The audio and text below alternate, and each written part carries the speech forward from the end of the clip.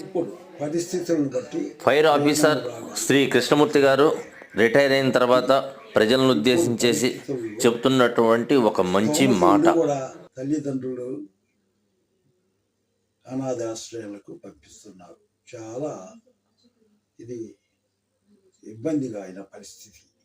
స్తోమశీలు కూడా ఇలా చేయటం చాలా మంచిది కాదు. కాబట్టి ఇట్లాంటి పరిస్థితులు అనురాగాను ప్రేమించే పాటలు పిల్లలకు అందించడం చాలా ముఖ్యము.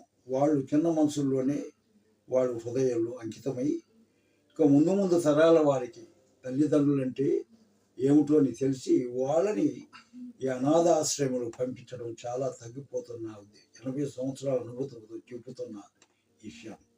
శ్రద్ధగా మీరు అమ్మ మీద ఒక పాట పాడతాను, శ్రద్ధగా విని ఆ పాటను మీ మనవరాలకి చెప్పి వాళ్ళు పురోభివృద్ధికి తోడ్పడతారని నా యొక్క కోరిక, విజ్ఞప్తి కూడా.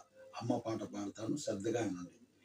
అమ్మా నీ కలలే కంటి పాపలైనవని, నీ ప్రాణము పణము పెట్టి నాకు పురుడు పోసావని, నీ నెత్తిటి ముద్దయే నీ అందమైన దేహమని తెలియనైతి తల్లి ఎరుగనైతినమ్మా, కడుపు తీపునే హేళన చేసిన కసాయిని మరిచిపోయి కూడా నన్ను మన్నించొద్దమ్మా, కలనైనా నన్ను కరుణించొద్దమ్మా, అమ్మా నీ కలలే కంటి పాపలైనవని.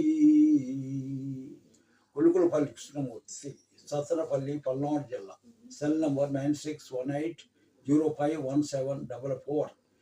ఇస్రో విశ్రాంతి ఉద్యోగి శ్రీహరికోట, SFS.